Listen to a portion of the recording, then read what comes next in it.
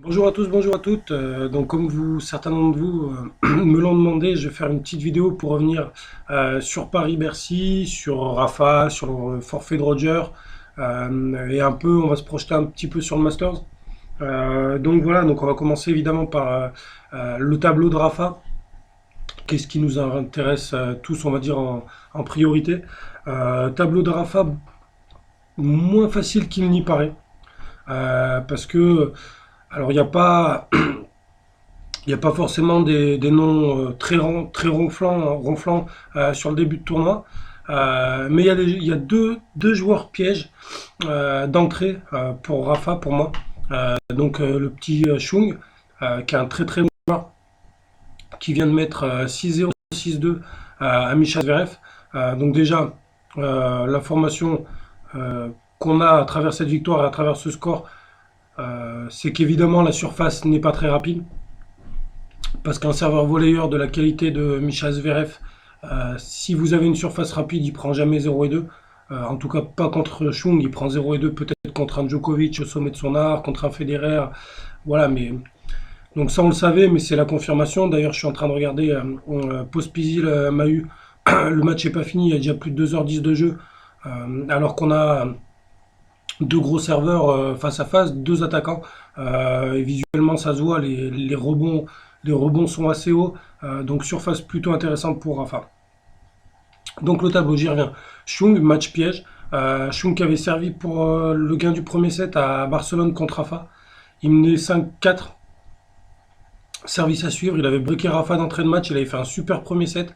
Nadal avait gagné le premier set 8-6 ou 9-7 au tie-break, je ne sais plus exactement, avant de dérouler 6-2. Ils sont joués deux fois, les deux fois c'est Rafa qui a gagné. Euh, mais, les, mais à chaque fois, Chung a montré de belles choses, surtout sur ce match à Barcelone, où s'il avait mené un 7-0, on ne sait pas ce qui se serait passé. Voilà, ça s'était joué à pas grand-chose. Rafa avait été très très bon sur la fin de premier set. Il avait déroulé après dans le deuxième, plus d'une heure de jeu dans le premier set. Chung avait un peu baissé le pied face à la puissance de Rafa. Donc un premier tour compliqué. Derrière, si ça passe, ça devrait être soit Albert Ramos Vinolas, soit Cuevas, soit Kachanov. Donc trois très bons joueurs. Alors je suis d'accord avec vous, c'est peut-être pas des noms qui font rêver, mais Kachanov c'est un très bon joueur. Cuevas, bon, il a une saison un peu compliquée, mais c'est un joueur qui a déjà battu Rafa, sur terre battue en plus. Et Albert Ramos, c'est un joueur très solide du fond du court, qui pour le coup, lui, n'a pas vraiment les armes. Mais un Kachanov dans un grand jour peut être un piège pour Rafa. Si jamais Rafa venait à passer ces deux matchs en quart de finale, il retrouverait normalement Pablo Carreno Busta, qui pour le coup n'a pas du tout le profil pour le gêner, ou alors Martin Del Potro. Moi, ça me paraît compliqué pour Juan Martin, non pas sur le plan tennistique, parce qu'on l'a encore vu à Bâle, il est revenu à un très, très bon niveau, malgré son revers qui n'est plus vraiment un coup d'attaque. Mais parce que sur le plan physique, je ne le vois pas enchaîner l'effort qu'il a fait à Bâle, euh, puis une grosse semaine ici à Paris. Ça me paraît compliqué physiquement pour lui. Et après, si jamais Rafa venait à continuer, on aurait une demi-finale certainement contre Grigor Dimitrov, qui a toujours posé des problèmes à Rafa, quelle que soit la surface. Sur terre battue, dur, indoor, il a toujours posé des problèmes à Rafa. Il l'a quasiment toujours emmené dans un set décisif. Euh, Ils sont joués deux fois en Australie. Victoire en 4-7 de Rafa, victoire en 5-7 après de Rafa. Donc c'est un joueur qui est vraiment très très compliqué. Je pense que Rafa a un avantage psychologique sur Dimitrov parce qu'il gagne toujours ses gros combats. Mais bon, on sait jamais. Donc tableau pas si facile que ça. Et puis après en finale ça pourrait être du Silic. J'ai aussi oublié Zverev dans la partie de tableau de Rafa. Après, bon, Alexander Zverev fait une deuxième partie de saison vraiment pas bonne du tout. Donc, faut voir où est-ce qu'il est capable d'aller.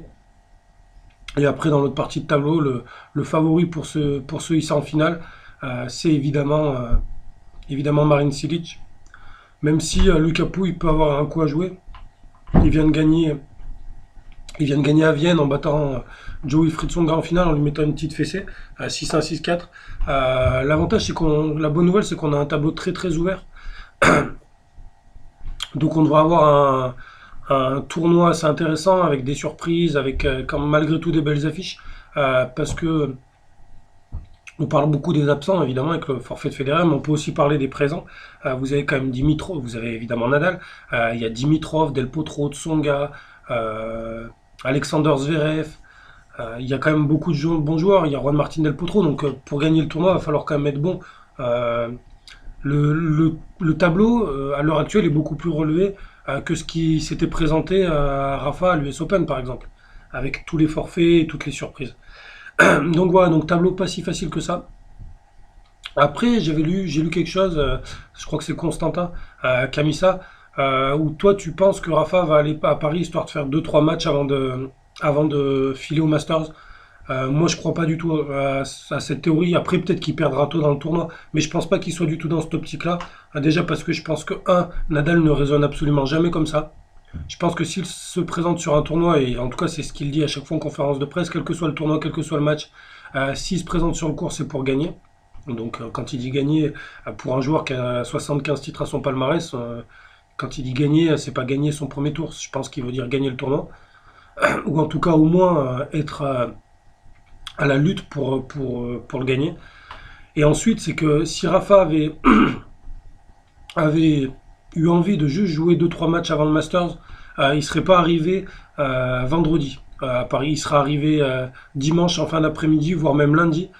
Là, il est arrivé vendredi, donc ça lui fera vendredi, samedi, dimanche, lundi, mardi, 5 jours d'entraînement à Paris euh, avant de débuter son tournoi officiel, avant son entrée en lice.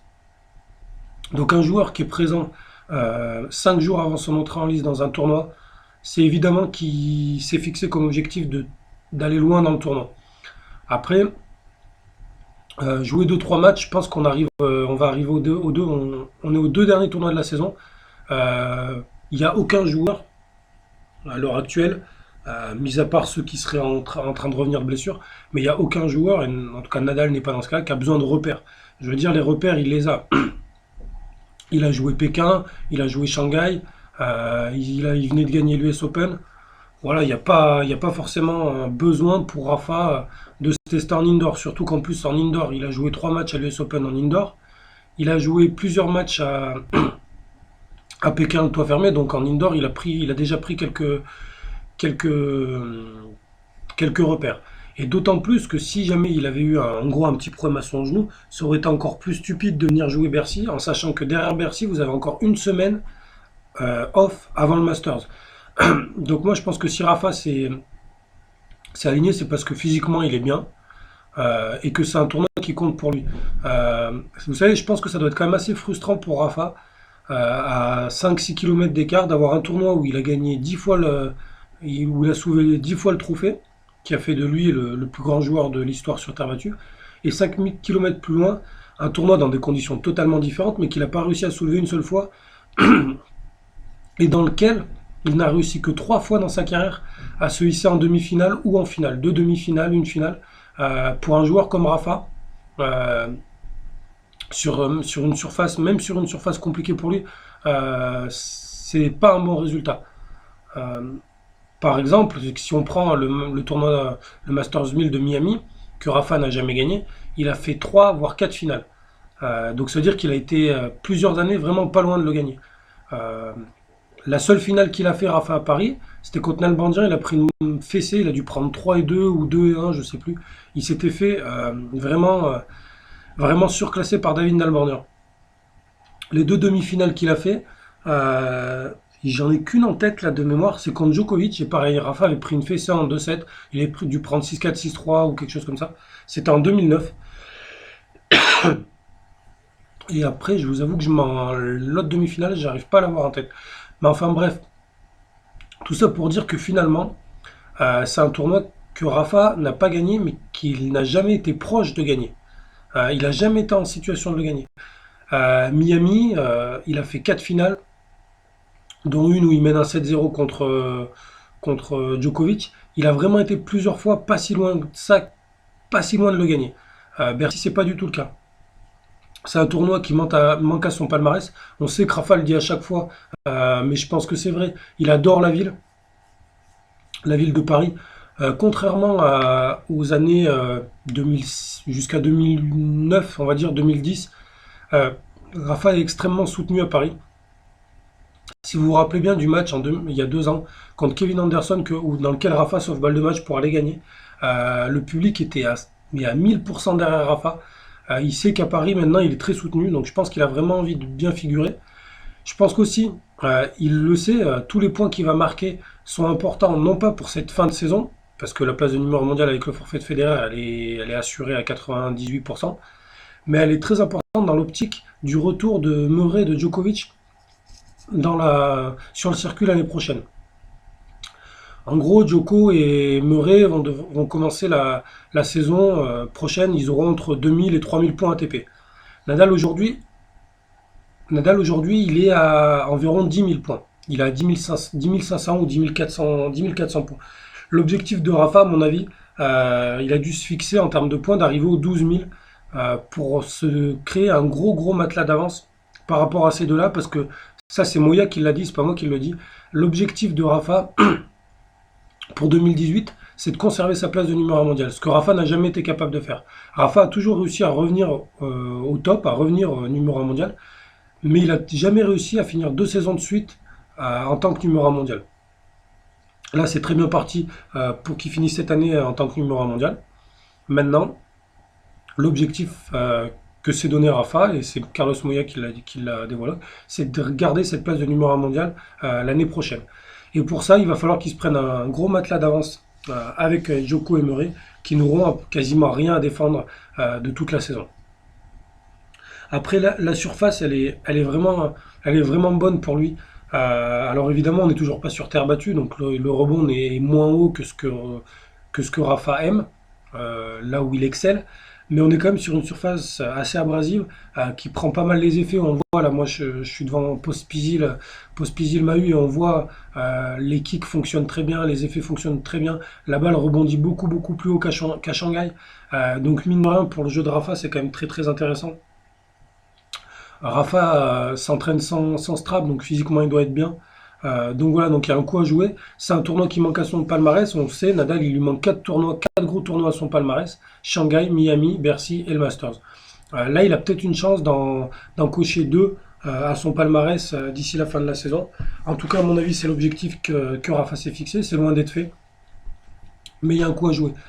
Euh, Vous êtes pas mal à en parler, que ce soit sur le blog ou sur Twitter, du forfait de Federer. Le forfait de Federer, il était à prévoir à 99%, pour plusieurs raisons. La première, c'est que si vous regardez très bien ce que fait Roger depuis le début de l'année, c'est simple, dès qu'il est un peu fatigué, un peu diminué, un peu quoi que ce soit, que la surface lui plaît pas, la moindre raison, il fait forfait. Donc dès qu'il sent qu'il a une chance de perdre un match, il fait forfait. En gros, c'est quasiment ça, quoi. Euh, il fait- Moi, je me rappelle de son interview. J'aime beaucoup Federer, mais je trouve que cette année, que ce qu'il fait cette année plutôt, dans ce sens-là, c'est mieux. C'est pas, c'est franchement, c'est pas beau. Déjà, il dit en conférence de presse qu'il a refusé de jouer la saison sur terre battue parce qu'il voulait pas jouer Nadal sur terre battue. Donc déjà, euh, en termes de comment dire, en termes de compétitivité, de côté, je suis un gagnant, je suis capable de gagner partout, je suis le plus grand de tous les temps. Franchement, on a vu mieux. Est-ce qu'on a déjà vu Michael Jordan dire non, je veux pas jouer chez Shaquille O'Neal à domicile? Non, je pense pas. Donc voilà, je me rappelle de son interview après sa défaite en 5-7 contre Del Potro à l'US Open, où il avait dit, mot pour mot, ça m'avait marqué à ce moment-là. Je pense que c'était mieux que Del Potro se qualifie parce qu'il a plus de chances de battre Nadal. Donc en gros, il avoue à demi-mot qu'il a, qu'il est bien content de pas affronter Nadal parce qu'il savait qu'il allait perdre. Euh, Franchement, sa programmation, moi, tout le monde me parle de la saison fantastique de Federer qui perd pas, quasiment pas un match. Ouais, il perd pas, ok, c'est vrai, il perd pas un match. En même temps, sur terre battue, il l'a pas joué. S'il avait joué la saison sur terre battue, les 3-4 tournois, bah, il aurait perdu 3-4 matchs de plus. Euh, Montréal, il fait forfait. Bah, Bercy, non pas Montréal. C'est peut-être Cincinnati. Cincinnati, il fait forfait. Bercy, il fait forfait. Si vous faites forfait à chaque fois que la surface vous plaît pas, vous êtes un peu fatigué, que vous avez une douleur par-ci par-là, ben c'est sûr que si vous jouez que les tournois en étant à 100% physiquement, ce que aucun joueur ne fait dans la saison, puisque tous les joueurs jouent avec des douleurs ici et là, on l'a bien vu. La différence entre Nadal et Federer cette année, c'est que Federer refuse de jouer Nadal sur terre battue, alors que Nadal accepte de jouer Federer en étant blessé au genou sur la meilleure surface de Federer. Donc voilà, donc Federer il fait ça pour se préparer pour le Masters. Moi j'espère vraiment que, honnêtement j'espère vraiment que Rafa et Roger vont se jouer au Masters et que Rafa va battre Roger parce que je trouve que franchement moi ça me fatigue, je vous le dis en toute honnêteté. Cette façon alors tout le monde crie au génie, il gère sa saison de manière magnifique. Déjà il respecte pas les règles ATP parce que les règles ATP vous obligent à jouer 8 Masters 1000 sur les 9. Federer n'en a joué que 5, donc il en manque 3. En sachant que les 3 Masters 1000 qu'il a ratés sur terre battue, il n'y en avait aucun où il était blessé, puisqu'il s'entraînait, c'était lui-même, c'est Federer qui le disait, il s'entraînait 4 heures par jour chez lui pour préparer la saison sur gazon. Donc l'ATP a accepté les forfaits pour 3 Masters 1000 plus un grand chelem d'un joueur qui dit clairement qu'il n'est pas blessé. Donc voilà. Bah, après, on sait que depuis que Federer est à la tête des trucs des joueurs, toutes les règles sont faites sont faites dans son sens. Les time violations, le coaching, etc. Enfin bref. Donc Federer, forfait pour Bercy. C'est évidemment une très mauvaise nouvelle pour le tournoi. C'est une bonne nouvelle pour Federer parce que bah, Federer, quoi qu'il arrive, n'avait pas la moindre chance de gagner le tournoi. Aujourd'hui, c'est simple. À part, mis à part les 2 Masters 1000 qu'il a enchaîné à Indian Wells, Miami, qui sont les 2 seuls Masters 1000 de l'année qui se jouent sur 15 jours, donc 15 jours plus 15 jours, c'est-à-dire que vous avez 4 semaines pour 2 tournois. Mis à part à ce moment-là, Federer a été incapable d'enchaîner 2 semaines de compétition complète. L'US Open, il a perdu il perd en quart. Donc voilà, donc Federer, il fait une semaine, il gagne son tournoi, il est fatigué, il fait forfait pour celui d'après, il récupère, il gagne celui d'après. Donc voilà, donc après quand on me parle des stats de Federer cette année, oui, bah ouais, si Nadal avait fait la même saison, en gros, qu'est-ce qu'on aurait eu? On aurait eu Nadal qui aurait joué l'Open d'Australie, qui aurait fait finale, pas mal. Il aurait zappé les 2 Masters 1000 sur dur, qui servent à rien. Il serait allé jouer 2 3 tournois sur terre battue, qu'il aurait gagné. Il aurait joué toute la saison sur terre battue, où il aurait quasiment tout gagné. Il aurait fait, il aurait pas joué le Queens, tout ça, machin, il aurait joué Wimbledon. Et après, il aurait quasiment plus joué de la saison. Moi, vous appelez ça une gestion de calendrier. Moi, j'appelle ça pas loin d'être une escroquerie. Donc voilà. Après le Masters, il y a encore 2 places qualificatives. Il y en a une qui est très bien partie, qui est pour David Goffin. Moi, j'espère qu'il va le faire parce que je pense qu'il le mérite. C'est un joueur qui est pas mal critiqué parce qu'il a un jeu soi-disant ennuyant et tout ça. Moi, j'aime beaucoup le regarder. En plus, ça a l'air d'être un chic type. Donc Goffin qui est quasiment allez, à 95% sûr d'y aller. Et après, là, ça va se battre entre Del Potro, Tsonga, Lucas Pouille et Carreno Busta pour la dernière place qualificative pour le Masters. J'ai aucune préférence, mis à part Carreno Busta, dont je ne veux absolument pas qu'il soit présent au Masters. Ce joueur n'a absolument rien à faire dans le tournoi des maîtres. Je l'ai regardé la semaine dernière contre Schwarzmann à Vienne, où il avait gagné le premier 7-7-5 avant de prendre 6-1, 6-1. Tennistiquement, moi je prends un pari. Si Carreno Busta va au Masters, il gagne pas un set au Masters. Mais je pense qu'il ira pas. La meilleure chose pour l'intérêt du tournoi, ça serait Tsonga ou Del Potro. Pourquoi Tsonga et Del Potro et pas Pouille, par exemple? Parce que je pense que Tsonga et Del Potro sont les 2 joueurs qui peuvent vraiment battre tout le monde. Pouille, il a battu une fois Nadal en Grand Chelem, mais depuis, il a aucune grosse victoire.